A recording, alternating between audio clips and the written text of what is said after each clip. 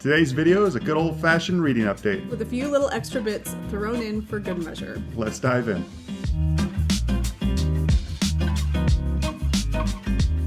I'm Brandon. And I'm Taylor, and today we are doing a regular old reading update. This is Pepper. Yeah. By the way, she's really stinking up the joint with her breath right now. I know you're here. We're doing a reading update today. We're sharing books that we're reading and ones that we've read. That's the usual MO. And then I have some little odds and ends for the end of the video that I think but maybe you'll find them interesting, maybe not, but I'm sharing them anyway. So yeah, you want to get right into it? So you want to start with this one, just briefly mention since it? it's like both of ours. Yeah, this one we both read. Yeah, hold it up there. This is Night Circus by Erin Morgenstern. It was our first Good Books Lately Patreon book club book. Yeah, and so we finished this. Yes. We're doing a live. But just, a little shameless plug. If you want to get involved in a really fun monthly book club with some really amazing people, head over to the Good Books Lately Patreon. All the links are down below. Next month with February's book. Which is Dark Matter. By Blake Crouch. The live for the kickoff of the February book, Dark Matter. I thought you were going to and then, what is it? And the live for the kickoff of the February book, Dark Matter! No, I don't have that skill. I'll be here all week. Join the Patreon. You can hook up there on February 1st. So we're not going to hook up. Right. But we're So we're not going to talk too much about that here, just so we can save it for our nice patrons over there. But it was a good book.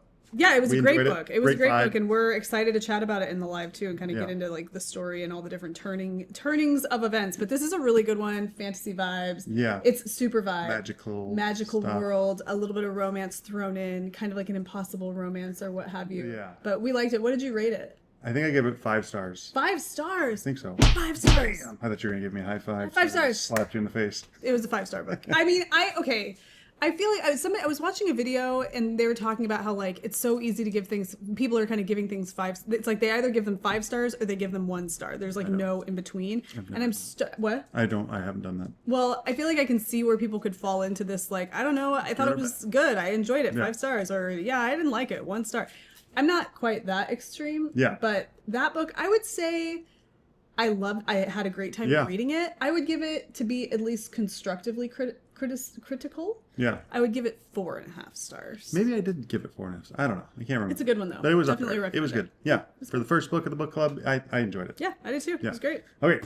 I have some other done dust. I kind of knock them out. Finished them out. So the next one I finished was Martyr. Oh, sorry. Hide your face. Hide your wife. Hide your wife. By Keva Akbar. And this book was amazing. I loved it. And it really did. Going into it, I didn't know much about it. I kind of picked it up as a read-along book with my brother and my aunt. But I got into it, and I really liked it. The author is a poet. He does usually a lot of poems. I learned that later after you told me about and this. so there's his prose is very kind of poetic. Yep. But the story is amazing. I loved it. It's a deep thinker is what I called it when I last time I talked about it. Because you'll read something and you'll finish and you stop for the day or you stop for the moment and then it just sticks with you. Really cool themes it's touching on that are very compelling, and the way it kind of just finishes out and there's a twist at the end, kind of, I guess you would call it, which is really fun and interesting and impactful, and it leaves you guessing a little bit too. You kind of walk away wondering what's going on. So I gave this definitely 5 stars. It was up for the National Book Award. It was one of the finalists and well worth it. Really great. So that was awesome, and I had a fun time reading that. And any of the done and dusted books that we talk about, if you want to know more about the synopsis of these books and how we felt about the process of reading, check out the previous reading updates to those videos. We'll have it all there. The done and dusteds, we're just giving you we're streamlining it. So while I was reading Martyr, I was also at the same time reading this, Kitchen Confidential by Anthony Bourdain. It was my nighttime nonfiction read, or bouncing back and forth. Mm-hmm. Also another banger. Another 5-star read for me. This is Anthony Bourdain's breakout book where he just spilled the tea. Did he spill the beans? Spilled the beans, spilled the tea. On the kitchen world, but not in a way that he was trying to be It wasn't negative. like an expose. It wasn't an expose. He was just giving you. He was like, "This is what it's like." His life and his love of food. I loved it. It's hilarious. You can visualize what these kitchens are like and the people that are chefs and cooks and dishwashers and all that. What that is. A plongeur. Sure. Remember from Ratatouille? He's like the plongeur, is the guy who like goes around like cleans everything up. Him? He's nobody. Not nobody. He is part of the kitchen. He's a plongeur or something. He washes dishes or takes out the garbage. He doesn't cook. This is the updated version, so there's a foreword and an afterword that is after the original publication. He kind of adds more to it and talks about the reception. I feel like that's like damage control. I feel like if you're gonna write a book, I'm not digging on Anthony. Yeah, but he wasn't trying to damage it. Okay, he was good. saying he when he wrote this, he didn't think it was going to sell well, and he thought that people that would read it, like other chefs, would not like him for it, or would give him a hard time. But he says in the updated version that he got recognized by everyone. Like, you can go to Kitchen Now and chefs are like calling him back, like, I loved your book, you did it right, dude. So he got respect. But I was like thinking if the foreword was kind of like, oh, I say a bunch of crap in this book. No. But I just like, don't damage control. Stick with what you said. No, that's good. Yeah, he wasn't doing that. You need to go down an Anthony Bourdain. I know. I feel like I'm going to. Yeah, that's cool. But yeah, your 5 message, stars. Cool. Your message to me, because I asked him, was it good via text message. He was at work. He goes, very good, but the last bit makes you think him leaving the kitchen when he got famous after his book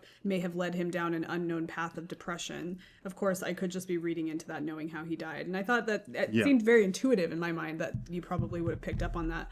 And it's always kind of, I can imagine, I'm not a memoir reader or but whatever, that's a strange feeling to have when you kind of know where the person's path took them. Yeah. So, yeah. Well, no, so those are my done and dusted. That's what I finished like early this week, I think, early this week. Yeah. So, and that's my only done and dusted right now is Night Circus. So we can go ahead and move on to Bookmarked. And also, too, as per the usual, when you're watching a Good Books Lately podcast, our children are playing outside.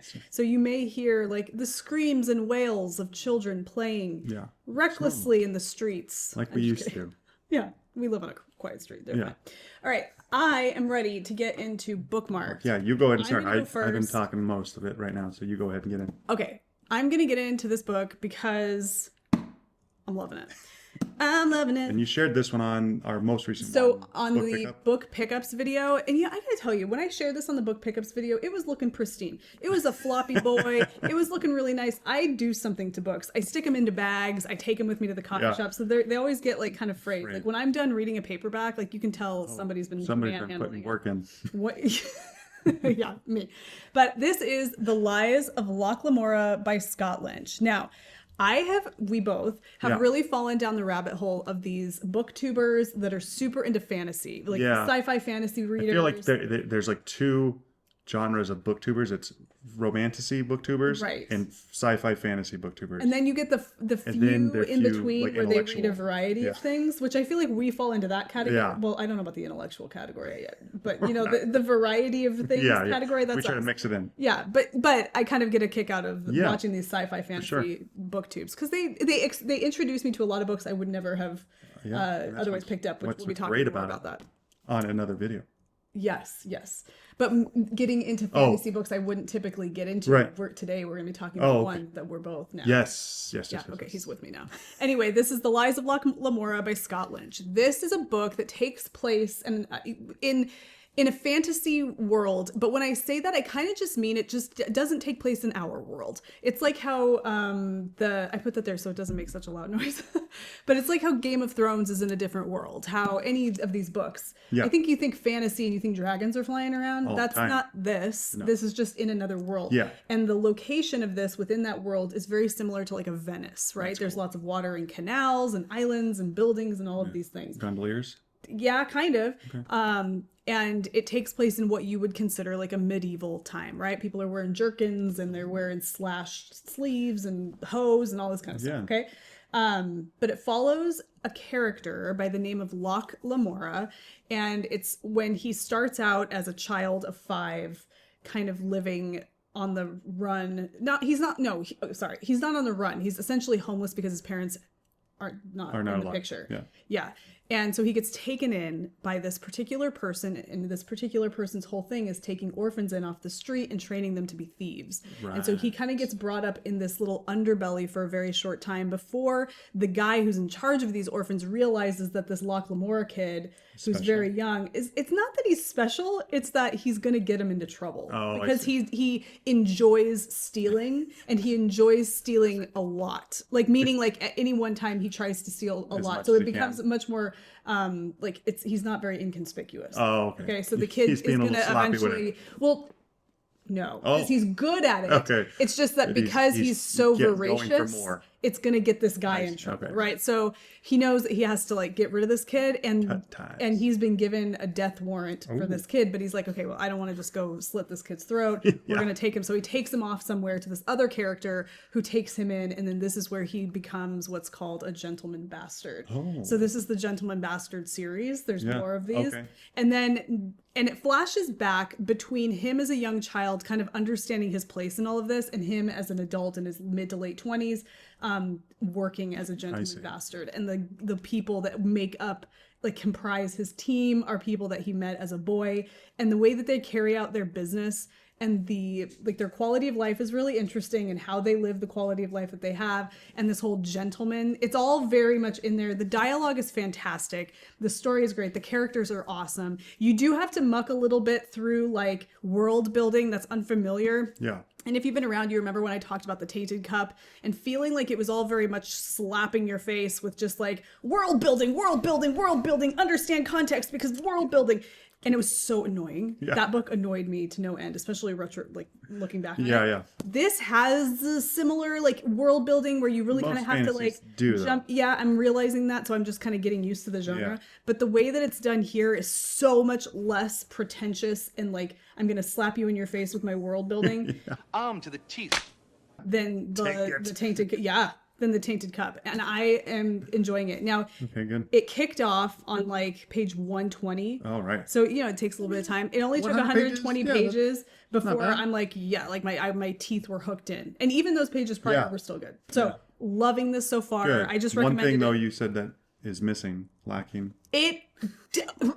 These fantasy books, it should be A requirement. a requirement to have a map. Bonus points if you put like a glossary or a bestiary. Like if you're Yeah. gonna tell me about a wolf shark or whatever, like all these different. There's all these like list them. Hey, some more time. I think it's like the video gamer in me, like especially when you're playing like The Witcher, you've got like the characters and all know the exactly, map yeah. and then the bestiary. It makes the whole thing so much more immersive. So if this had a map.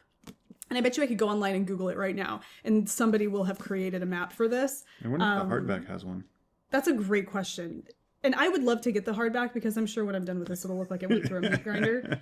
And we can put it out in the little free library. But loving this book, if you're into fantasy, but maybe you're new to fantasy, but you also love like heist stories and like really sneaky characters, maybe a little bit of mystery, you would love this. So Good. super excited about The Lies of Locke Lamora. All right. Yeah. Cool. What All do, right. what do you got? My Bookmarked. I'm only reading one currently right now, Mm-hmm.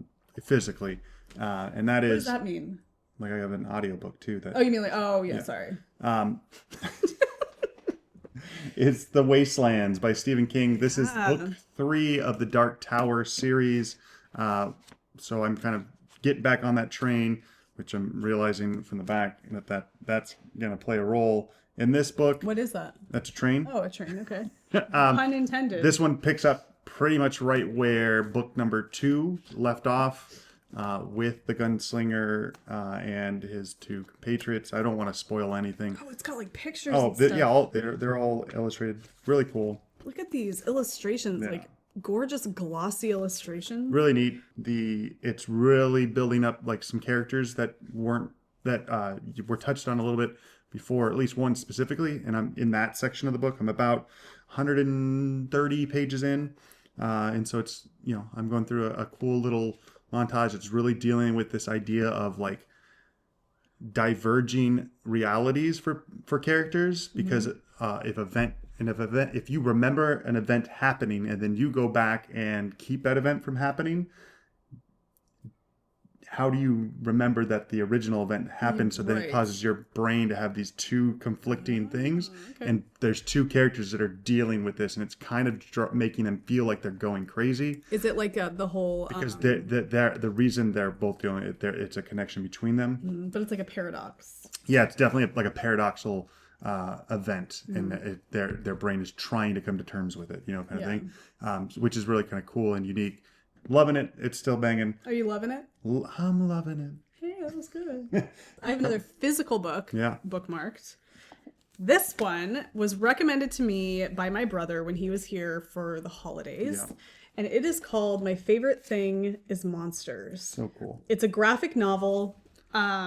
It's by Emil Harris, and it is so fun.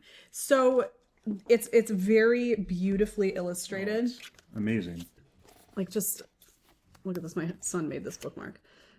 How gorgeous is this? So these covers that you see like over here that have like that pulp horror kind of look to them, those are the beginnings of the chapters, and then the chapters continue on. But it's supposed to look like a notebook. It has the wide ruled blue lines. It has like little holes. It even has the spiraling on the inside, so if you look closely you can kind of see it looks like a spiral notebook here.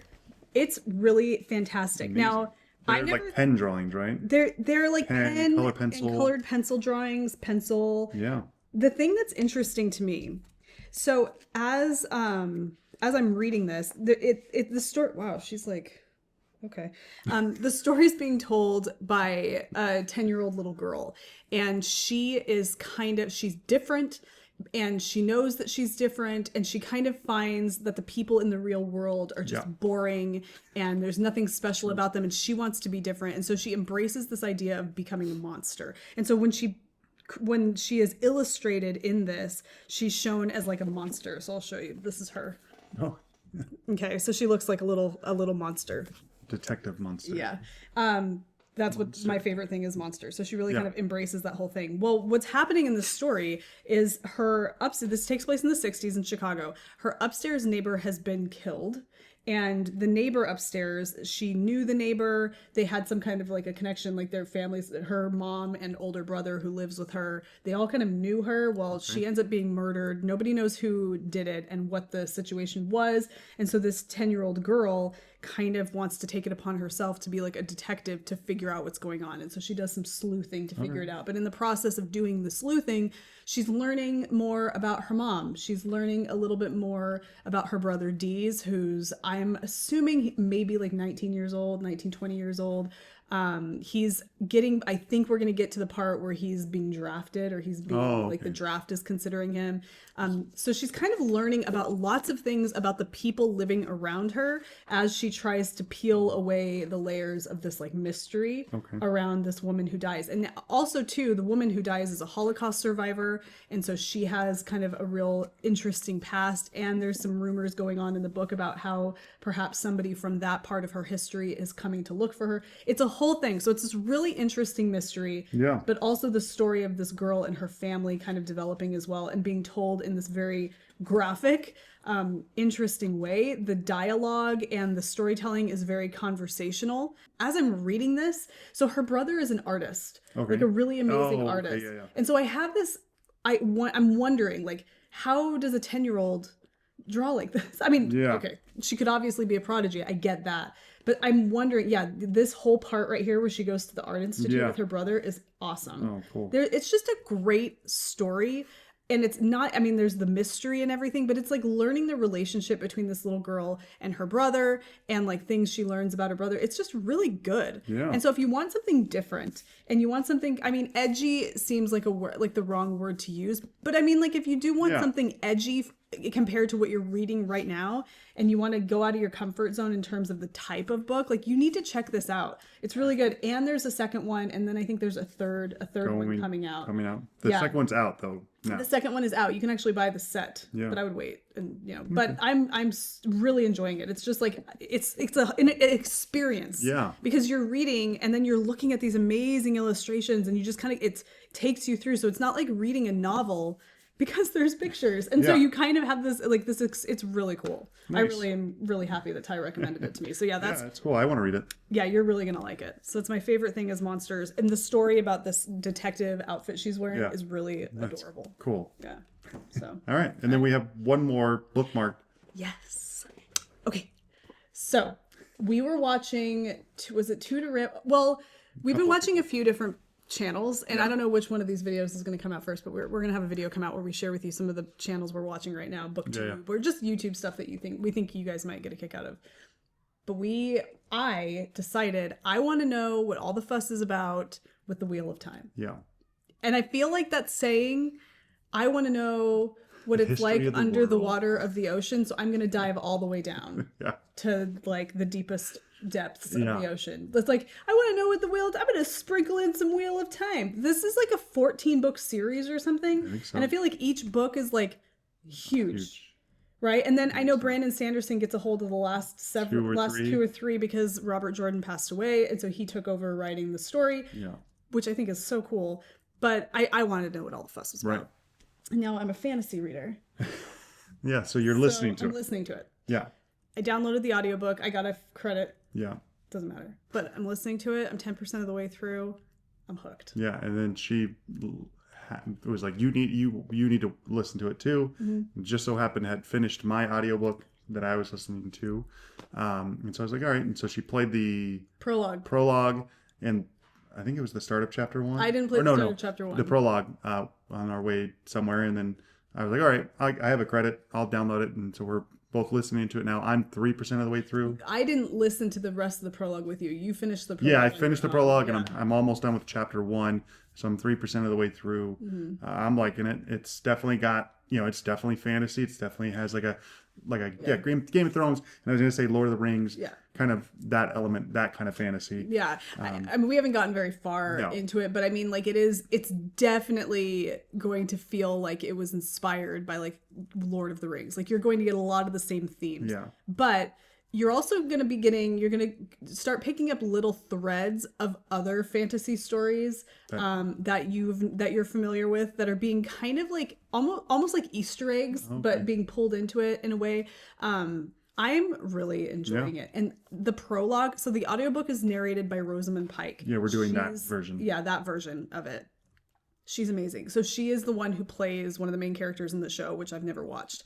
And her narration is fantastic. Yeah, it's good. Yeah, it's so good. But when you listen to the prologue, which is the very beginning, and once you finish the whole prologue, you're like, what? This sounds incredible. Yeah. Like, it I don't know. So yeah, it gets you. Yeah. Yeah, so we're in that, and we're going to be listening to that for the next 30 years. Eventually, I would want to buy the physical books only because I want the maps. Yeah. There's lots of maps and like glossaries and stuff. I think. Yeah. Go along with it. Then maybe I'll read and listen at the same time. There you go.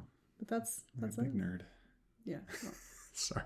What can we do? All right. Do you want to move on to? I'll do my compelling pickup. Yes, we don't have any quotes of the day. I didn't gather. I didn't pull any quotes. I didn't pull any. That's okay. Okay, no quotes of the day. Let's go to your compelling pickup, and then I'll share. My compelling pickup is a Christmas present from your mom to me.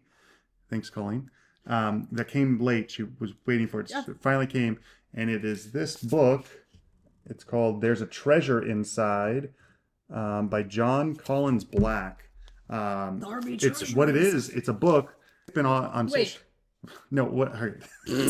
Stop. But this guy, John Collins Black, has hidden, I think it's 5 treasure boxes that are, the total is like over like $5 million or $50 million. 50 million. Yeah, and he's hidden these treasure boxes all over the United States, I think. And this book is your guide, or holds the clues to find these treasure boxes, and that you can go out there. You just gotta go find them. And apparently he's just go find them. You got all the stuff you need to know is in here.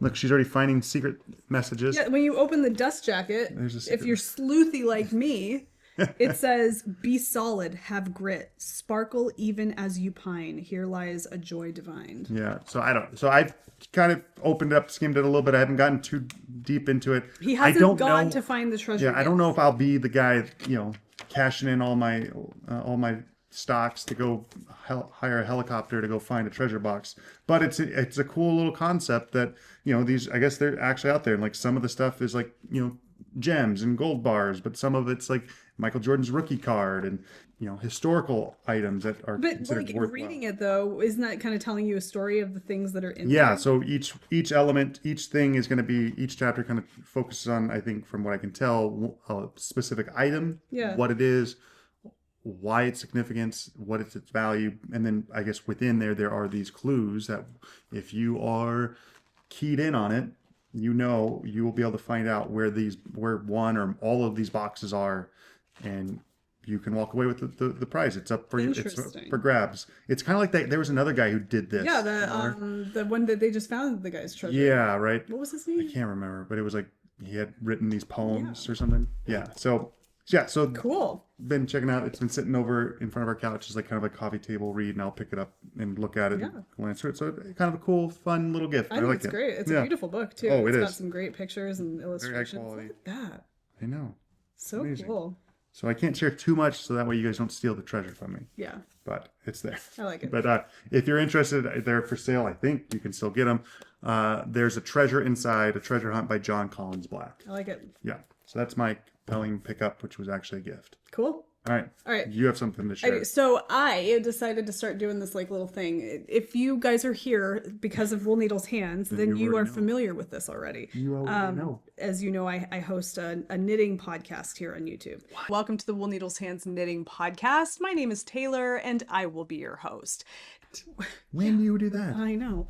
But I decided I was going to start this thing based on a recommendation from one of my patrons over on my Patreon for Wool Needle's Hands. Yeah. She said that there was a lady who was making crocheted granny squares that were inspired by the colors of books that she had finished. And Right. so I thought that was awesome. Yeah, That's I've why I seen this. decided. Like now, since you've mentioned, I've seen this like pop up on our Instagram. Have you? Oh, okay. I guess a reel. Good. So that's what I'm doing. So I have this one is one of them. This is for Lee Bardugo's The Familiar. I just started grabbing books off my shelf that I had read. Yeah. This one, oh goodness, what is this one for? Hold on, I gotta think about it. What is this one? I don't know. What is that one? Oh no, this is for Vampires of El Norte. I'll pop the pictures up so you can see it. So this is Vampires of El Norte. This one is for Salem's Lot. I was using this as a coaster. Salem's Lot. Right. This one is the Gollum and the Ginny. Ooh, that's cool. Yeah. And then this one is for Night Circus. Where's the Night Circus book? I'll grab it. I'm coming. It's coming. Night See, Circus. look, matched up. Gray, red, white, Isn't that black. cool? And then what I'm thinking, I know they've got all these little threads because I haven't done anything about those yet. But what I think I'm going to do, because somebody recommended it, is I'm going to sew them together to create like a book bag. Ooh. So you can thrash your paper bound books in them. Yeah. I just think that would look kind of cool. Yeah. Instead of like a blanket. No, I gotcha. Or, I mean, I don't know. I guess I could do a blanket too, but I kind of like the idea of doing it for a book bag. I think that's neat. So that's just my quirky utility of little, it. yeah, I think so. Functional. That's my Right. quirky little thing I wanted to share with you guys. These little granny squares for the Yeah. books that I've read. Perfect. I And I love can't it. wait to do one for both my favorite things. Oh, thing is I wonder how monsters. you're going to do that one. I mean, this look one how seems pretty. like there's a lot of colors. It's going to be mostly purple, I'm guessing. Mostly purple, but there could be some brown Blues. and then like blues. Yeah, very So cool. That's what I wanted to share. Done and dusted. Let us know what you guys are reading. If you're reading any good books lately, and If you've read any of ours that we've read, chime what your in. Mm-hmm. thoughts on those were. And yeah, we love it. We loved all the recommendations we get. We love Yes. all the comments and kind of the thoughts that you guys have on what we talk about. know, It's we always love fun. reading the We try to comments. engage with all of you. So, Yeah. Thank you. And if you want to get some more content from us, head over to the Patreon. It's a great way to support, and there's lots of fun Yeah, stuff going on that's there. where- Plus the upcoming book club. Yeah, that's where I do deeper dives, deeper reviews Yeah. on books I've read. It's Brandon's thing. He's over there most, Yeah. doing stuff, which is awesome. Yeah, He did a and great job. you still have time to get ready for the February book club. Dark Matter. Dark Matter, Blake Crouch. It's our sci-fi month. Yep. All right. We'll see you guys in the next one. Bye. Bye.